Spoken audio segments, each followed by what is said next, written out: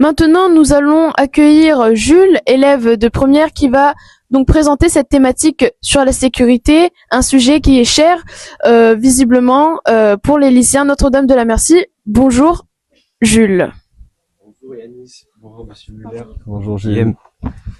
J'aimerais vous poser quelques questions sur le thème de la sécurité, comme l'a dit Yanis. Ma première question, c'est quelle est votre vision de la sécurité pour Montpellier? Bon alors déjà, nous on va pas l'utiliser sous ce terme-là parce que justement la question de la sécurité et de l'insécurité, c'est un thème qui est récurrent, qui ressort. C'est une rhétorique qui vient principalement de la droite, de l'extrême droite ou de toute une partie de la gauche qui s'est fourvoyée d'après nous sur cette question-là. Nous on va plutôt parler de conséquences, de violences sociales qui pour nous découlent en fait directement de la question de la condition sociale et de la pauvreté. Et pour vous dire, moi, dans l'endroit dans lequel je travaille, par exemple, à la Paillade, oui, il y a une surreprésentation de faits de délinquance, de criminalité, etc. Et que la réalité, c'est pas pour rien qu'il y a en fait certains endroits qui sont surreprésentés et pas d'autres. Et que je pense que c'est une illusion totale. Et je dis ça parce qu'il y a beaucoup de personnes qui mettent en avant des solutions qui régleraient, par exemple, la question de la sécurité en disant qu'il faut doubler, tripler le nombre de caméras, de policiers, mettre en place des couvre-feux pour les mineurs. Moi, je pense que tant qu'on s'attaque pas au fond de l'affaire, tant qu'on s'attaque pas à la misère, en fait, eh ben, il y aura toujours des conséquences en fait à ça. Et il y aura évidemment qu'il y aura des jeunes dans les quartiers qui se retrouveront contraints de vendre de la drogue. Il y a des jeunes filles qui seront contraintes de se prostituer, et que tout ça, ça générera effectivement beaucoup de violence, mais dont les principales victimes sont d'abord et avant tout ces personnes-là, quoi. Et de faire croire qu'on va réussir à régler quoi que ce soit à ce souci-là en rajoutant une police du logement, une police du transport, la BAC, les CRS, la police nationale, la police municipale. Bon, j'ai l'impression qu'on a l'air déjà bien doté en la matière et que c'est pas ça qui va régler en fait le problème du sentiment de sécurité des personnes. D'accord. On observe une augmentation des incivilités, notamment dans les transports. Que comptez-vous faire pour rendre plus sécurisé l'espace public et lutter contre les incivilités? Oui, moi j'ai pas envie d'être démagogique sur cette question-là, quoi. Enfin, genre je pense que des exemples en fait de formes coercitives ou sécuritaires, en réalité, on en a un paquet, quoi. Et j'ai pas l'impression que c'est eu une conséquence quelconque en fait, ni sur le sentiment de sécurité, ni sur le nombre d'incivilités, quoi. Et que je pense que là, on vient toucher de nouveau à un problème qui est très profond, quoi. Et que je pense que oui, en fait, la réalité, c'est que quand on vit dans des endroits, en fait, je sais pas, moi, j'ai plein d'exemples de jeunes que j'accompagne qui vivent dans des appartements de quelques mètres carrés, où des fois il y a plus d'eau chaude, plus d'électricité, au milieu des rats et des cafards, où en fait, oui, tous les matins quand tu descends et que tu vas à l'école, tu vois bien qu'a priori, ça risque de pas aller très très loin dans la vie et que tu vois d'autres personnes qui vendent, par exemple, ou qui ont plein d'autres activités. Bon, bah moi, je peux comprendre que ça puisse finir par devenir une option, quoi. Et je pense qu'on tant qu'on s'attaque pas à ça, on réglera rien. Donc concrètement, que comptez-vous mettre en place? Sur cette question-là, rien. Enfin, clairement, on n'a aucune mesure qui porte à augmenter ni le nombre de policiers, ni le nombre de caméras, ni le nombre de dispositifs sécuritaires. Moi, je pense par exemple que le métier, par exemple, que moi je fais, ou que ceux des médiateurs de la ville font, des éducateurs, je le trouve par exemple beaucoup plus intéressant et qui s'attaque pour moi beaucoup plus en profondeur à certains problèmes où je pense que le préventif est beaucoup plus utile que le sécuritaire. Et typiquement, oui, pour moi, se poserait la question, en fait, que ce soit, et ça va être toute la logique de notre programme dans tous les cas, c'est que pour moi, c'est aux habitants de décider. En fait, moi, je pense que si les habitants, par exemple, des quartiers populaires estiment qu'il y a un problème de sécurité dans leur quartier, ben moi, je pense que ce serait à eux de décider, par exemple, en fait, de mettre en place, je sais pas moi, des médiateurs, des éducateurs, de choisir qui va faire ça, de régler ça plutôt par la prévention que par la répression, et que nous, c'est ça qu'on va mettre en avant. Dans votre programme, vous dites vouloir réduire les effectifs et désarmer la police. Quelle alternative proposez-vous pour lutter donc contre ce que certains appellent l'insécurité? Bon, du coup, ça va revenir plus sur ce que je disais tout à l'heure, mais pour moi, vraiment, Et je leur dis, c'est toute la logique du programme. Moi, j'estime pas avoir moi tout seul, en fait, une boîte à outils avec 800 000 propositions qui suffirait que je signe pour qu'elles se mettent en place et qu'elles règlent les problèmes. Moi, je pense que fondamentalement, le problème, c'est que la politique, c'est quelque chose qui est laissé de côté, où le rapport à la politique qu'on donne aux gens, c'est justement d'aller mettre un morceau de papier tous les 5 ans, tous les 7 ans, en fait, et que c'est ça qui réglerait quelque part les problèmes. Moi, je pense que oui, il faudrait qu'il y ait des comités, c'est ce qu'on appelle de nos voeux, hein, des comités d'habitants, des comités de travailleurs, des comités de jeunes qui se penchent sur ces questions-là et qui décident collectivement en fait de comment on pourrait régler cette question-là. Mais moi, je pense sincèrement que en fait, il y a plein typiquement de travailleurs sociaux qui travaillent dans les quartiers, qui travaillent dans ces immeubles-là. Donc, je pense que ce serait bien que les habitants puissent se réunir avec ces travailleurs sociaux-là, dépeindre c'est quoi les difficultés, voir collectivement comment est-ce qu'on pourrait régler certains problèmes, et toujours mettre en avant la question de la médiation et de la prévention qui, pour moi, est éminemment plus efficace que la solution sécuritaire, quoi. Donc nous, c'est dans ce sens-là qu'on parle d'ailleurs plus de questions de violence sociale que d'insécurité, qui est un terme pour moi désuet. D'accord, merci pour vos réponses. Merci Jules. Je vais maintenant donner la parole à Guillaume qui va poser donc et mettre en voix une question d'élève.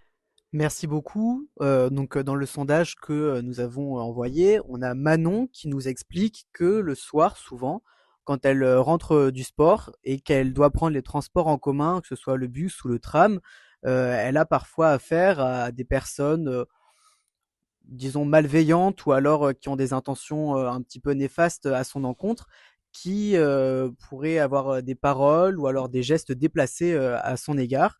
Est-ce que vous pensez ici aussi que la prévention suffira pour réduire ces incivilités?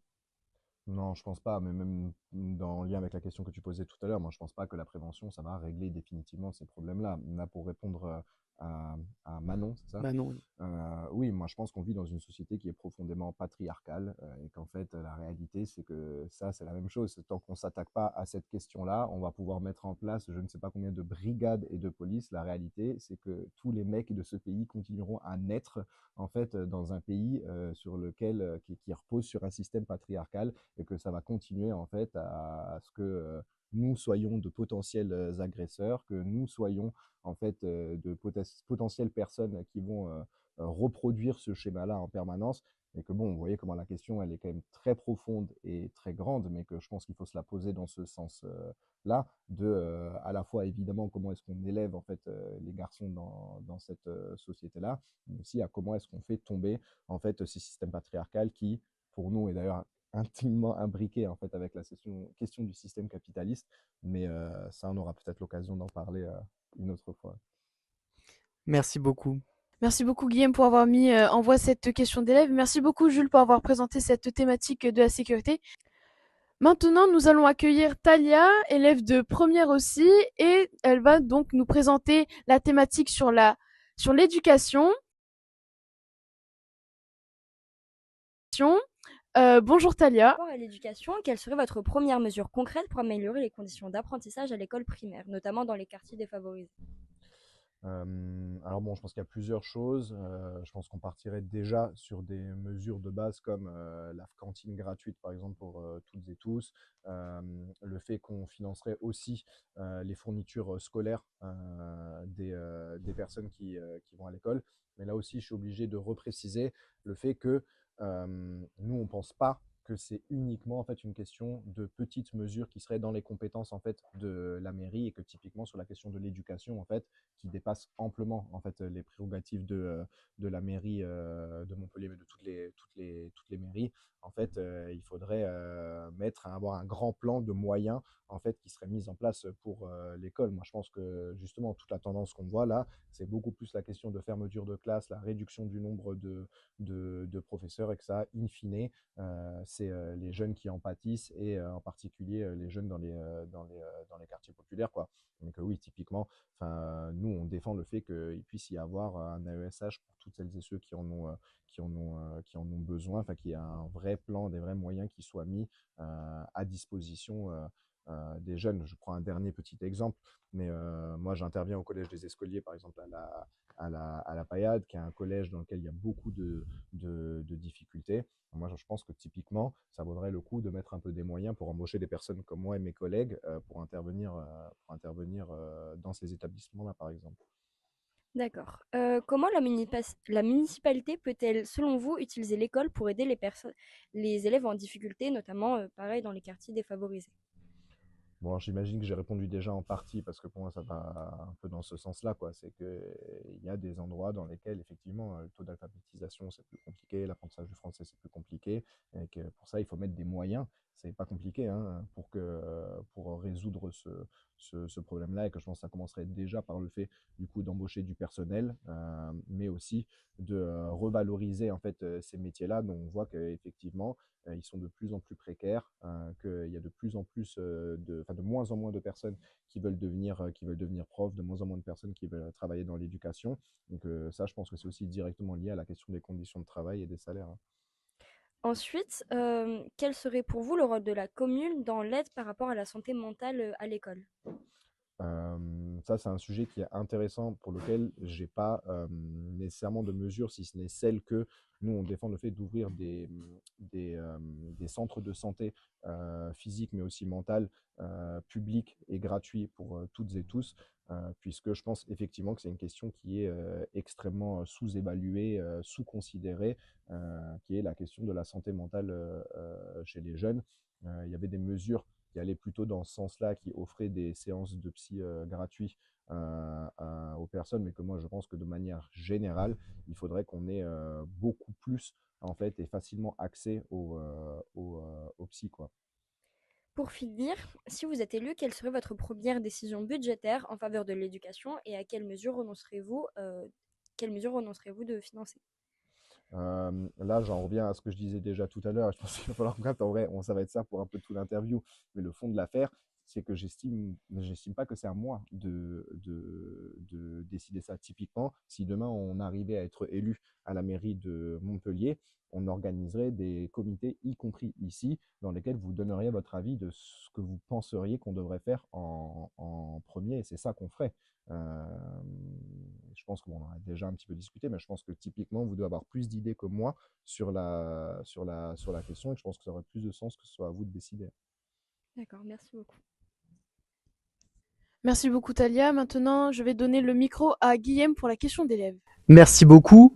Donc, dans la catégorie éducation de notre sondage, beaucoup d'élèves de notre lycée, et j'imagine que c'est la même chose un petit peu partout en France, se sentent fatigués, parfois même exténués. On parlait même de santé mentale tout à l'heure. Certaines personnes se sentent pas forcément à leur place dans ce système scolaire qui n'est pas forcément adapté à eux.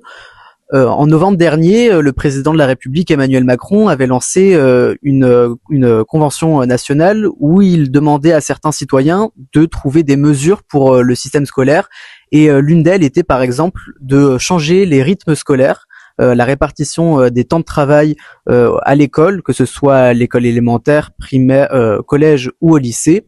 Pensez-vous qu'à l'échelle locale, à Montpellier, ça serait quelque chose d'envisageable, par exemple ?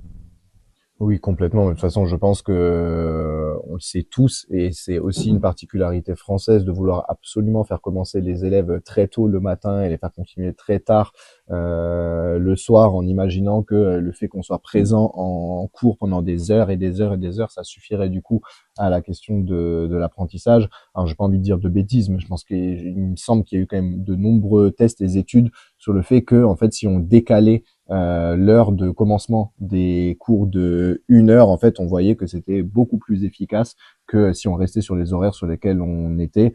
Je pense que typiquement, oui, c'est des mesures qui sont de bon sens, quoi, que d'essayer je trouve qu'il y a un truc très punitif, en fait, à ça, de vouloir dire il faut absolument que tu restes en cours pendant des heures et des heures et l'après-midi et machin, que bon, si la finalité, c'est que ça rend l'apprentissage plus compliqué, bon, je vois pas pourquoi est-ce qu'il faudrait absolument qu'on reste sur ces horaires là. Donc, bien sûr, on est ouvert à la question.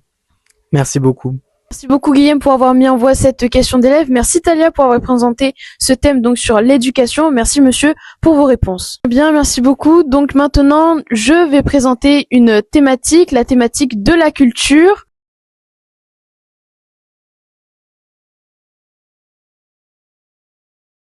la culture. J'aimerais commencer cette thématique par une question assez générale. Pour vous, quelle est la place de la culture dans la société?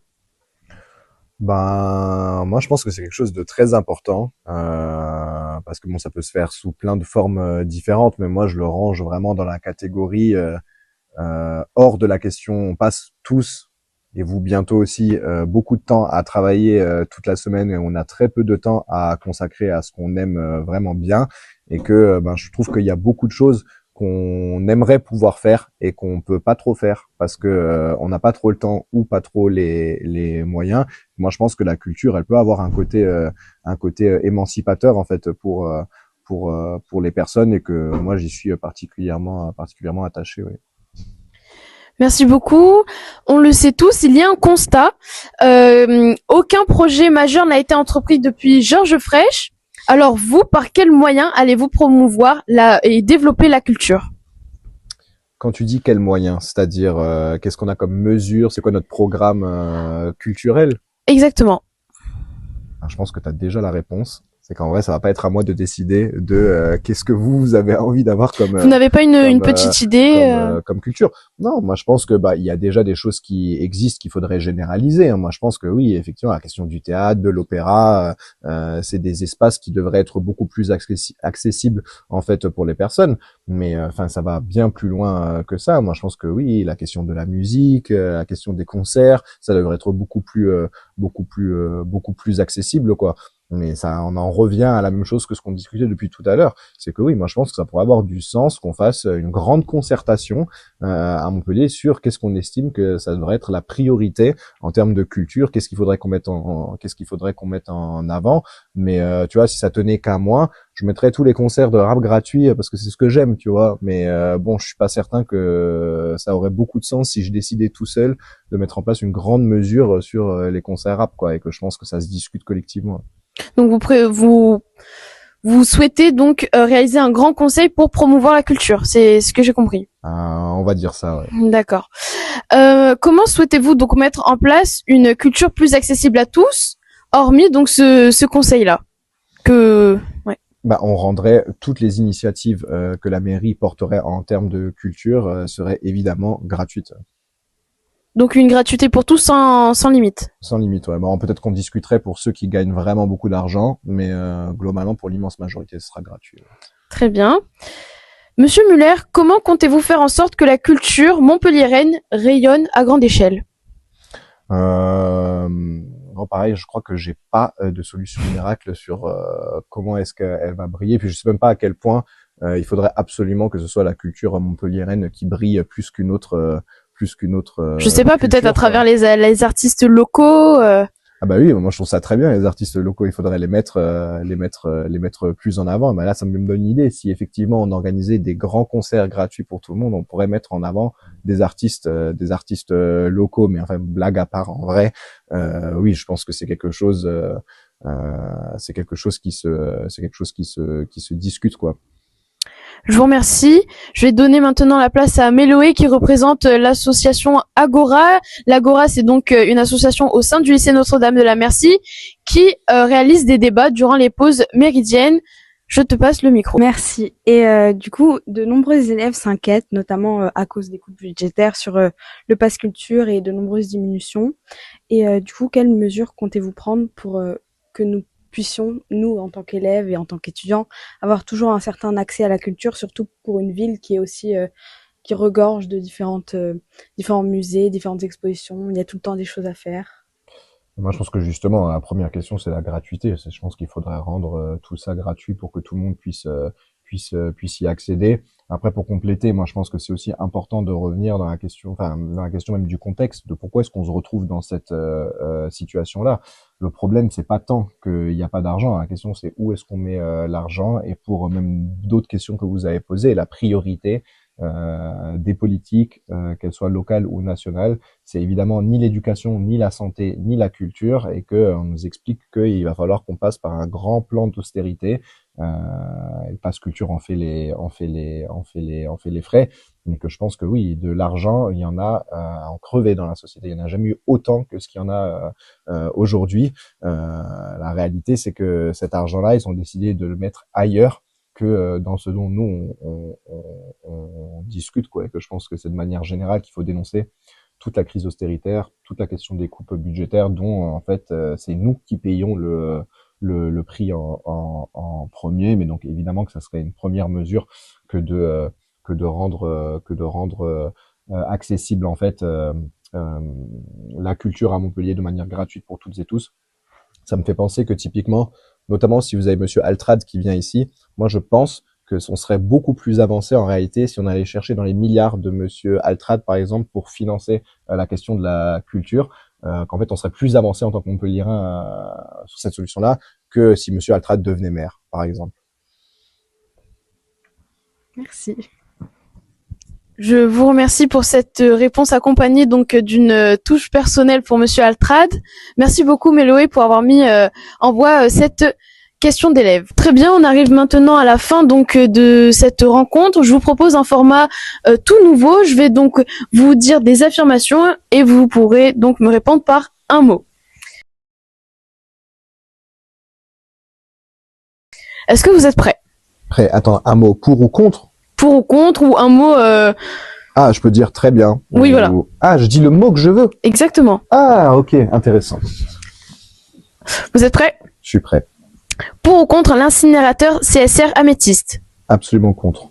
Pour ou contre l'augmentation de la vidéosurveillance dans les rues? Absolument, absolument contre. Pour ou contre les transports en commun gratuits pour tous? Pour, très pour. Pour ou contre une démocratie directe et locale? Très pour. Pour ou contre la construction d'un nouveau stade de foot? Contre, absolument contre. Pour ou contre l'accès gratuit à la culture pour les jeunes de la ville de Montpellier? Pour. Pour ou contre la bétonisation de nouveaux espaces? Contre. La politique culturelle municipale profite surtout à un public déjà favorisé? C'est très vrai. La mairie doit augmenter le budget consacré aux écoles publiques? Oui. Pour ou contre l'augmentation des trams aux heures de pointe? Contre. Ah, augmentation de la fréquence? Oui. Oui, pour. Pour ou contre l'ouverture des bibliothèques municipales le dimanche? Pour. Pour ou contre un couvre-feu pour les moins de 18 ans dans la ville? Absolument contre, c'est n'importe quoi. Pour ou contre le désarmement de la police municipale? Pour. Pour ou contre une Montpellier du vélo? Je sais pas ce que ça veut dire. C'est-à-dire une Montpellier qui serait réservée qu'au vélo. L'accès à la voiture serait interdit. Ah bah contre. Est-ce une bonne chose les bars ouverts à 2h du matin? Ouais, je suis obligé de préciser que globalement je trouve ça plutôt bien, mais la proposition je sais d'où elle vient et venant de sa part je trouve ça particulièrement honteux. Vous êtes en faveur d'une justice punitive, réparatrice ou réhabilitative? Aucune des trois. Les écoles des quartiers populaires doivent recevoir plus de moyens que les autres? Oui. La ville doit soutenir davantage les artistes et créateurs locaux? Oui. Pour ou contre la mise en place d'un pass culture montpelliérain? Ça dépend sous quelle forme. Pensez-vous que manger local et bio à la cantine serait une bonne chose? Oui. La ville doit investir davantage dans la rénovation des bâtiments scolaires? Oui. Êtes-vous pour ou contre des sanctions plus fermes contre les incivilités répétées? Contre.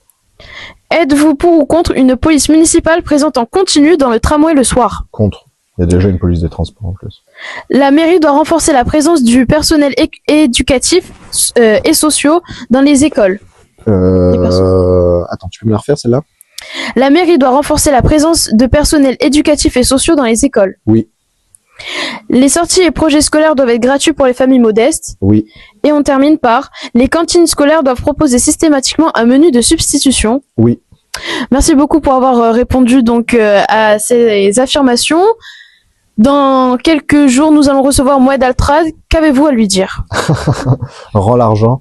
Non, moi je tiens à rappeler à Monsieur Altrad, parce que je me base là sur ses propres vidéos qu'il a sorties en décembre où il expliquait que oui, il était riche, mais qu'en même temps, il avait tout et qu'il avait rien. Et que ce qui comptait dans la vie, c'était la quête de l'éternité, notamment à travers l'entrepreneuriat, la culture, etc.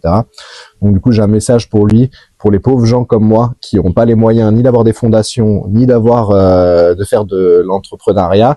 Et malheureusement, nous, on pourra pas, du coup, accéder à cette quête d'éternité-là. Je lui demande, du coup, qu'est-ce qu'il a à nous proposer, et que voilà, moi je pense que son argent, il ferait bien de le mettre au service en vrai de la communauté, et pas au service, à son service propre de la quête de l'éternité, quoi. Merci beaucoup, Monsieur Muller. Merci beaucoup donc pour avoir suivi cet épisode et on se dit à la prochaine. Merci.